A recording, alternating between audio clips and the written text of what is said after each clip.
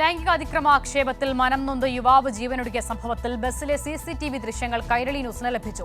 അതേസമയം ബസ്സിൽ അസ്വാഭാവിക സംഭവങ്ങൾ ശ്രദ്ധയിൽപ്പെട്ടിരുന്നില്ലെന്നും ആരും പരാതി പറഞ്ഞിരുന്നില്ലെന്നും ബസ് ജീവനക്കാർ പ്രതികരിച്ചു.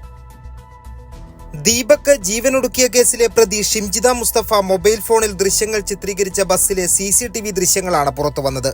ദീപക് ബസ്സിൽ കയറുന്നത് ദൃശ്യങ്ങളിൽ വ്യക്തമാണെങ്കിലും മറ്റ് അസ്വാഭാവിക സംഭവങ്ങളൊന്നും CCTVയിൽ പതിഞ്ഞിട്ടില്ല. CCTV ദൃശ്യങ്ങൾ പോലീസ് ശേഖരിച്ചു.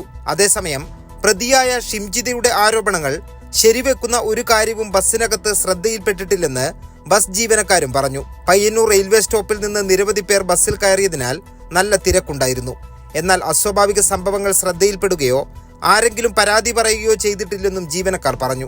പിന്നെ നമുക്ക് അവർ പരാതി തരുമോ, നമ്മുടെ വണ്ടിയിൽ ഒന്നും അങ്ങനെ സംഭവങ്ങൾ ഇല്ലാത്തതുകൊണ്ട് നമുക്കൊന്നും അവരൊരു ഒന്നും പറയുമോ, അങ്ങനത്തെ ഒരു അനുഭവം ഉണ്ട് എന്ന് പറയുമോ നമ്മൾ ചെയ്തിട്ടില്ല. കാരണം ഇത് ആൾക്കാരിങ്ങനെ രണ്ട് ഭാഗം നിൽക്കലേന്ന് ഒരുപാട് എന്ന് പറഞ്ഞാൽ റെയിൽവേ സ്റ്റേഷനിൽ നിന്ന് ഒരുപാട് ആൾക്കാർ ഒന്നിച്ച് കയറുന്നത് 10-40 ആൾക്കാർ ഒന്നിച്ച് കയറുന്നതാണ്. എന്ന് പറഞ്ഞാൽ ഒരുപാട് ആൾക്കാരുണ്ടാകുമ്പം CCTVയിൽ കാണാൻ ചാൻസ് കുറവാണ്. എന്ന് പറഞ്ഞാൽ ഫ്രണ്ടിലുള്ള അങ്ങനെ ഇങ്ങോട്ടും ബാക്കിൽ അങ്ങനെ ഇങ്ങോട്ടുള്ള തടസ്സമില്ല.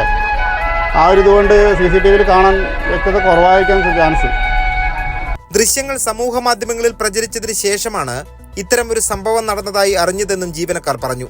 അതേസമയം ഒളിവിൽ കഴിയുന്ന പ്രതി മുസ്ലിം ലീഗ് നേതാവ് കൂടിയായ ഷിംജിത മുസ്തഫയെ കണ്ടെത്താനുള്ള അന്വേഷണം പോലീസ് ഊർജിതമാക്കി. കൈരളി ന്യൂസ്, കണ്ണൂർ.